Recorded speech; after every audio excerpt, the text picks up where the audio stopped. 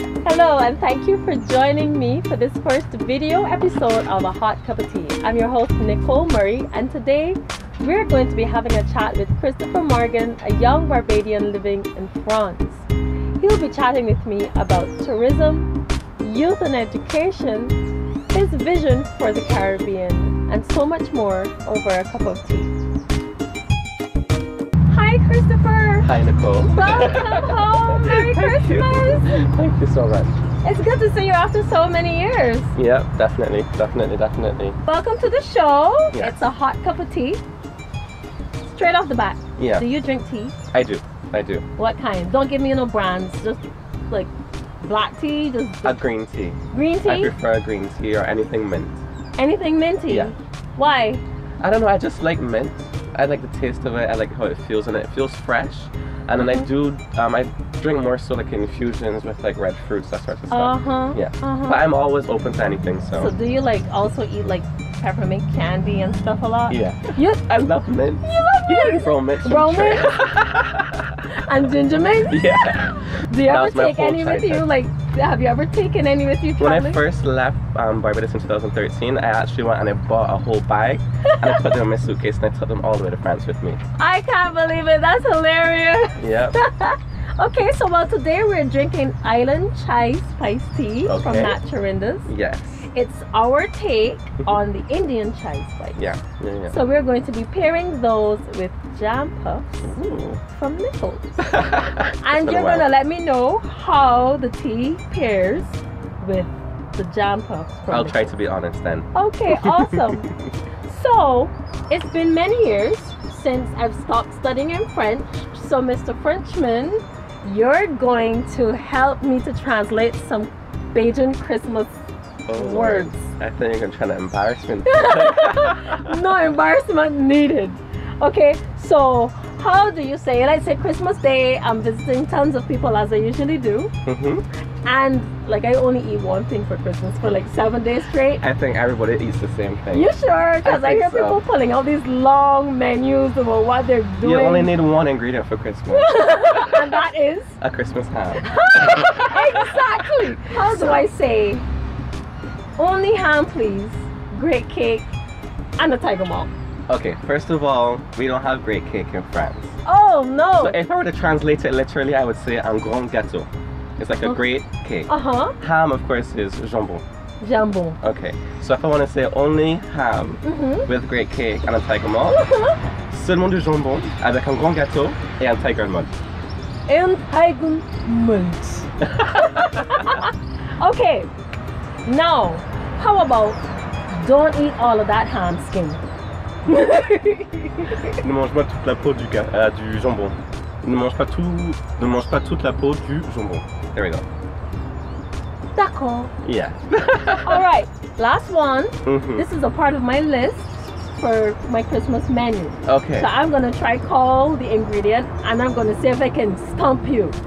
Cause I'm sure the things. Yeah. So first up, yam. Yam is inyam. Inyam. Yeah. It's close Inyam. to the English, yeah. It's close. Okay. Sweet potato. Patate douce. Patatus. So you Patate don't douce. patat douce. Yeah, it's like soft potato. Sweet. Yeah. A crate of eggs. Une boîte de. Because we don't have crates, we have boxes.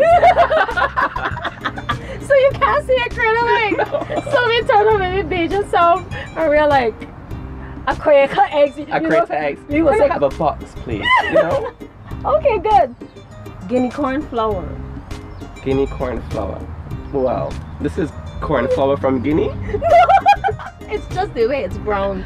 Oh well, I think that is farine de maïs. Corn flour, yeah, farine de maïs. Okay. Oh, that's close, but I don't think that you really get it. Baking powder. Baking powder is c'est la levure chimique. Huh? La levure chimique. That. Yeah, it's like I don't think they use it in France though. They don't. No. What about browning? Colorant. Colorant? Yeah. It's what you put in like pudding sauce to get a little color. Yeah. Right, yeah. Colorant. So anything, so even food dye is colorant? Well, I probably think so, yeah. They probably have That's like a cheat different though. colors. You like, yeah, I can't give you that Well, one. I don't cut, so.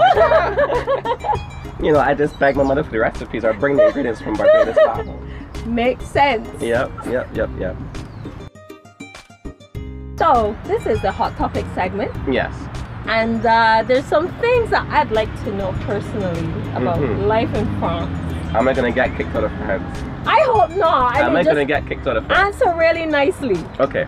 So like, what's the deal with all these strikes and so on that the students are having? Like, what's really the deal? I don't know if I trust what the media is telling me. But it's a little complicated at the moment because how can I put this in a really short way of saying it? Okay, what's happening is that we currently have a new government, Emmanuel Macron.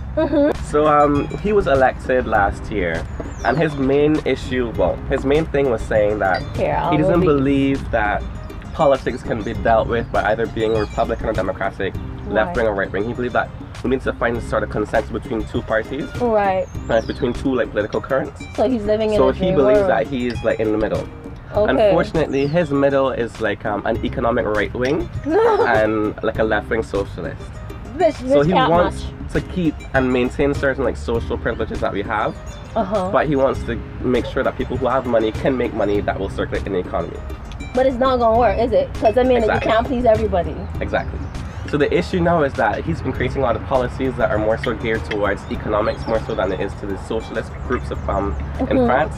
So they're kind of saying, well, we voted for you because you were saying you're going to be something different, you're going to be new, you're going to be young, it's going to be a new way of doing politics, more socialist policies. We understand that you want to be on the middle so we can see where you're going. It's like a political revolution. Right. And now when since he's been elected, it seems as if he's just back to the right wing side. Oh. So they're kind of upset about that. So they kind of think he's a little weasel, like, we trusted you. We trusted you. And now you just stabbed us in the back. Okay. Gotcha. And what more recently now is that since, you know, France signed the COP21 treaty and then America dropped out. So France is kind of taking the role on that and trying to be like the pioneer in the whole environmental revolution. Right. And what Macron wants to do is to create this new tax on diesel products. For example, diesel vehicles and the cars. So he's trying to get everybody to go electric? They're trying to get them to go electric or at least gas or hybrid. The thing is, he wants to increase this tax on diesel vehicles, well, diesel products, so they can use that tax to then use it towards more environmentally friendly sort of initiatives. The issue in France is that diesel vehicles are more expensive, but they're more economical than gas. So people tend to buy diesel vehicle when they plan to do a lot of driving because you save money in gas. So they're saying now that all of our old vehicles are diesel.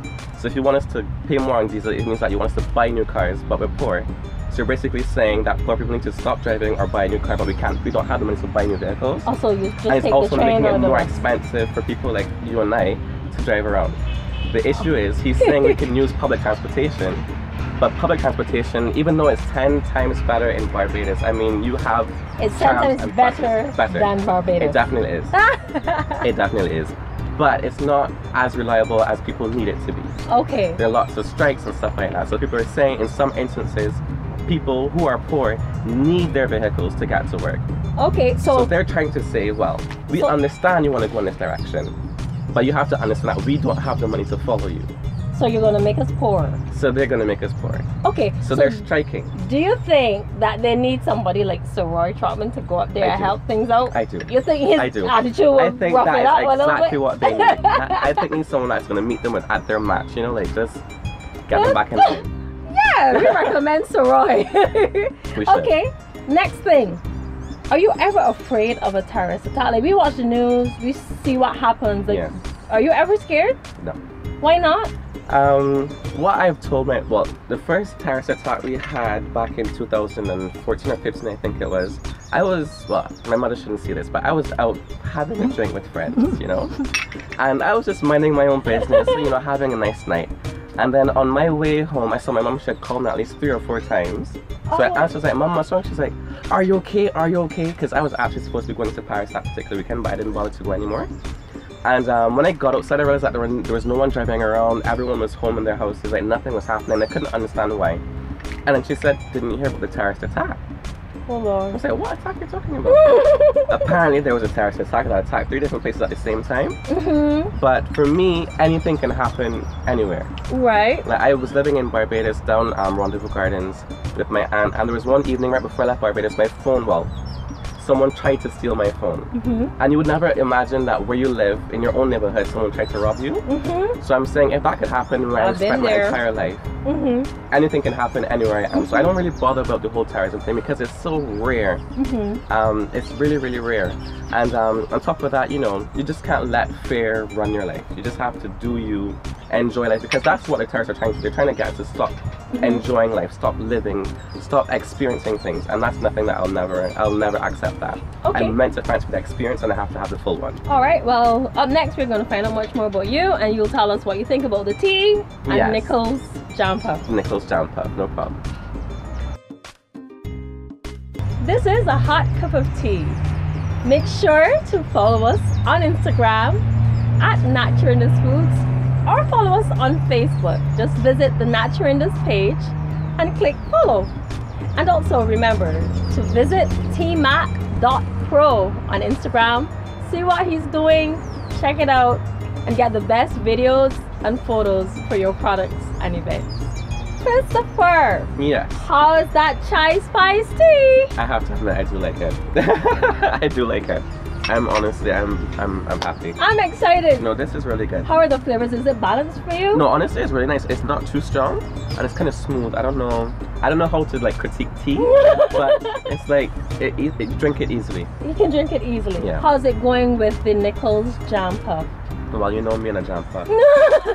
I love a jam puff. Okay, I'm not going to eat this on camera. Because I'll be very embarrassed.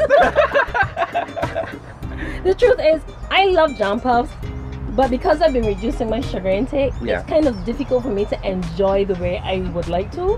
So I end up breaking all the sugar at the top off, and I squeeze out the jam. So I kind of... Sacrilege. I confess. So I have amper. Not jam puff, because I have to knock the beginning and the end off, because I just destroy it. My goodness. But it's been great. Okay, so you were junior Minister of Tourism back in 2012. How did that prepare you for life in Europe? That's a very interesting question. My experience as Junior Minister of Tourism for that year was honestly life-changing. Because you know, we always talk about tourism as our product, it's our business, we have to get involved in everything. And even though I would say that I was aware of what tourism had to offer to Barbados, I guess I never really understood exactly to what extent it was so embedded in the way we live as a people. I mean, just the way we live in Barbados, the things that we can see, all of that is part of our tourism product. And I've only realized that this year coming back. But that experience, I guess it would have given me an appreciation for where I'm from, first of all, because I was able to learn a lot more stuff about Barbados and our history and our culture and our heritage. And that would have made me more grounded in the sense that when I left Barbados, I wasn't leaving to go for something better, I was leaving to just better myself personally. In the hopes of being able to get that knowledge and bring it back to Barbados. I keep saying that, like, in Barbados, you don't really find Bajans stowing away anywhere. Because we kind of feel like we live the best place on earth. So we don't, like, we're coming for our reason. Exactly. No, honestly, when I left, well, I didn't plan to stay that long. I had gone just to do my bachelor's degree and then come back. And then when I went overseas, I realized that there was so much more that I could learn. And my main aim was to just gain as much knowledge as I possibly could to be able to assist Barbados, because I mean, the last couple of years we're going through an economic recession. It's been hard. It's been really, really hard. And for me personally, it was kind of hard to leave saying, you know, I'm going away and I'm getting away from all of this. When I really I just wanted to find a way to be able to give back somehow. Was it knowledge, or is it paying taxes overseas? Is it, you know, sending money back? What is it that I could possibly do from my small corner to help my country get back to what it used to be, what I knew like 10 years ago? So what have you decided on? Well, for the moment, I want to work in Europe. And my hope is to be the link between the Barbados and the Caribbean and Europe. So that's what I'm studying. For example, I did my bachelor's degree in law and foreign languages. So you studied law in French? Yeah, I studied French law in French. I would not advise that to anyone in Barbados. Do not do what I did. It's nuts. It's crazy. I mean, it is doable. I mean, I did it, so it's doable. You did it, so it's doable. But I will say that the first year of studying, I was probably depressed 24/7. Because I left Barbados having like 90% in all of my exams, getting grade 1s with distinctions, all this stuff that you get accustomed to. And then my first semester when I moved to France, I was getting like 35% overall average. Because you didn't You didn't have a handle on the language. I didn't have a handle on the language, on the culture. I was really wondering how it was adjusting from our style of learning, but you said it. Yeah. If you had to take anything from Barbados to France to make it more Barbadian, like if there was anything you could import into France from here, what would it be? People. Honestly? The people. Interesting. Honestly, I thought you'd say music or something. Music you can find, because we have still a lot of Africans in France, and I found a few clubs and areas where you can have like Afro-Caribbean music. Wow, okay. So that's okay. But in France, they are very polite. Polite? Very polite. Politely distant. Right. Politely racist, but just polite. Okay. So this whole, like, the camaraderie that you find in Barbados or in the Caribbean, where you're walking down Bridgetown and you can say hi to a random person and they'll respond. Right. Or like yesterday, I think my mom and I, we went to we were shopping someplace and someone saw us. We don't know each other, and they were like, "I hope you get my Christmas present. Just drop it by your house. Don't wrap it." And my mom was like, "What do you want? I buy it for you." And you would never find that in Europe. Like, no, you would never find it's really peculiar. It's very peculiar. And I think those are things about our culture that we don't appreciate. Yeah. The food is one thing. Yeah. But the people, I really wouldn't have expected you to say the people. Yeah. I mean, I was going to say rum at first, but, you know. But do you find that we unnecessarily cuss ourselves, like we will say Bajans this, black people this? Are we hard on ourselves? I think we are, because we always assume that there's something better out there, and not realizing that every country, every not race, but every sect in society, every type of person, every type of nationality, every type of ethnicity, they all have their faults and their strengths. And I think Barbadians, we have this issue where we believe that we have to go elsewhere to find something better. We have to be like someone else with something better. When really and truly Barbadians have this, they just have something about them that you cannot find anywhere else. I've been to the Caribbean. I love Caribbean people. Me too. But Bajans, there's something about Bajans that's just different. It's just different. And I've met people who've traveled to all over the Caribbean, and they keep saying Barbados is my favorite country. Not because we have the best beaches, because I do believe we do have the best beaches in the world. That's a fact. I've done beaches all over the world. We have the best. But they always talk about the people. Yeah. And I think that's something that we are starting to lose. Right. Probably because of the whole political and economic situation, where people are less happy, they're more concerned, more stressed and everything. But a lot of people always talk about our niceness, the way that we're willing to help anyone. Right. You stop on the street, you ask them for directions, even though they can tell you go down the road, turn right by the red garbage can. Yes. At least they're helpful. They're very helpful. And they're willing to help.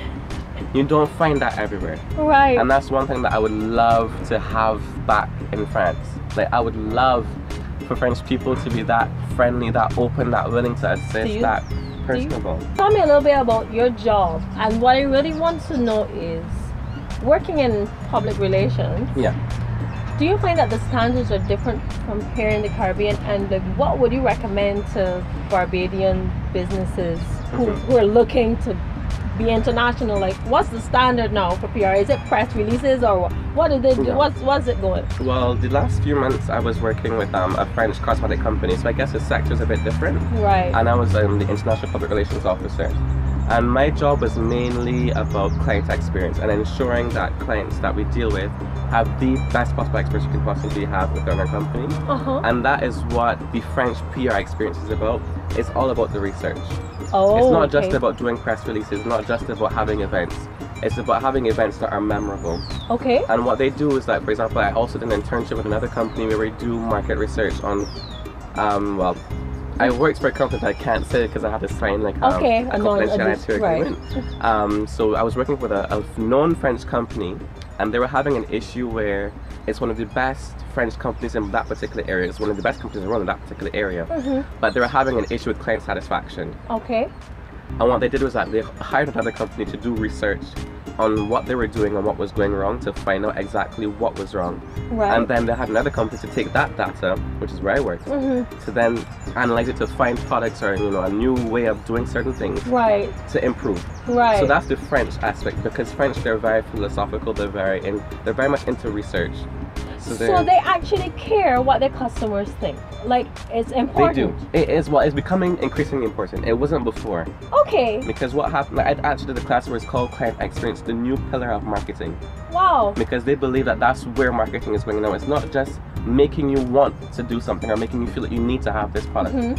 It's making you feel, well, not making you want this product, it's making you feel that you need to have this product. Right. And showing you how you need this product to improve your life.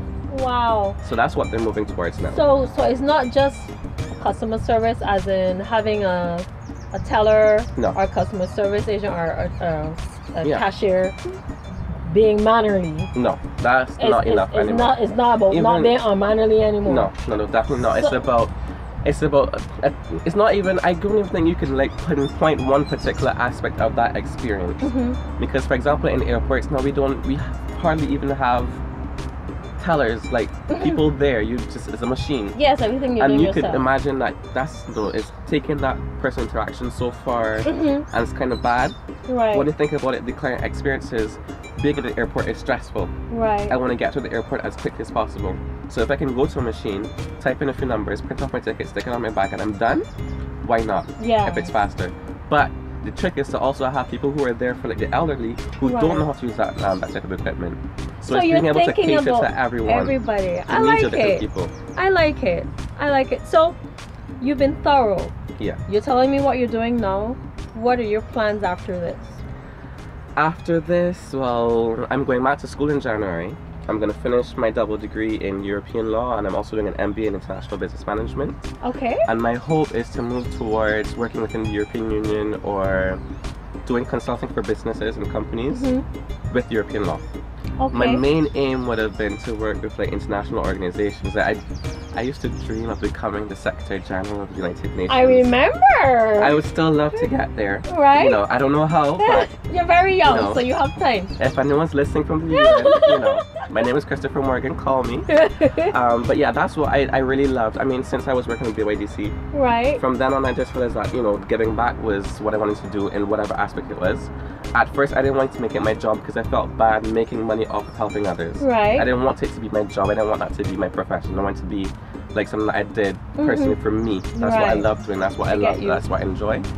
But if I can find a way to mix both of them together where I'm still giving back, or even if it's just working for like the social responsibility segment of a company who's assisting in creating products and sort of stuff, that's what I like to do. You'll get it done.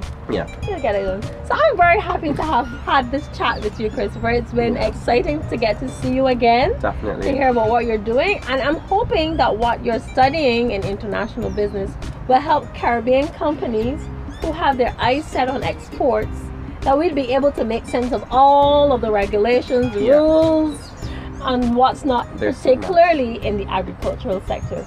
As you know, Natcharindas is in the agriculture business. Congratulations. Thank you very much. And we want to, I was saying, I wanted to make agriculture sexy again, but I don't want to use the word sexy, but admirable and desirable again. Like, you don't have to be musty. You know, like we sing the songs for independence. Thank you very much. You're like very fascinated. Yes, I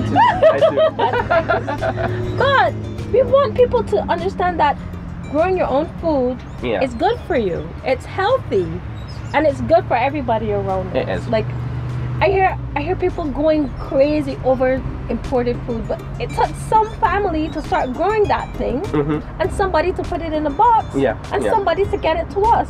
Why can't we do the same thing? I don't know. I think we've gotten to this point where everything needs to be quick and easy. We don't want to give in the work, we just want to have it immediately. Do you think that we just don't like ourselves as much as we like other people? Like this fascination with other people? Yeah, I don't know. I don't know what you think like if it's from America it's better than if it's from here?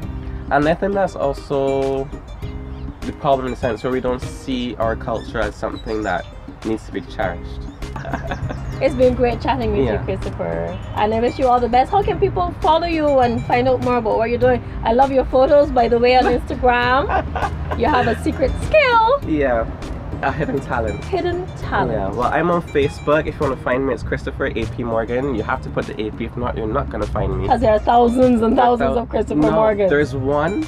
He is a Hollywood producer. I saw him. I see his name on lots of movies. And my Instagram is Morgan Realism, because I'm the realest person you'll ever find. Really? No, I don't think so. Ah, yeah, maybe No. you'll be close. I don't tell lies. I tell the truth. You tell the truth, so yeah, almost. Yeah. Thanks so very much for watching this episode of A Hot Cup of Tea. I'm Nichole Murray. Remember, you can follow us on Instagram at Naturindas Foods or on Facebook at Naturindas. Remember, you can get our teas at the Barbados Agricultural Society's farm shop. They're open on Fridays and Saturdays, or at Andromeda Gardens all the way in St. Joseph. Go take a tour, enjoy the lovely flora and fauna of Barbados. And take a look at tmac.pro on Instagram. See you next time. So before you run off, Mr. Frenchman, Yes. I've got one challenge for you. Mm-hmm. So every week we'll have a Naturindas challenge. Okay. So this week, you're going to find somebody to gift this Naturindas gift to. It's a pack of our guava leaf tea. Guava. Okay, I love And guava. I guess you can research a little bit more about the benefits of guava. But for now, gift this, and I want you to take a picture of yourself I will. with this product and tag us in it, so I'll know when you do. At Naturindas. At Naturindas. No problem. Thank you so much. Thank you. You. Thank you.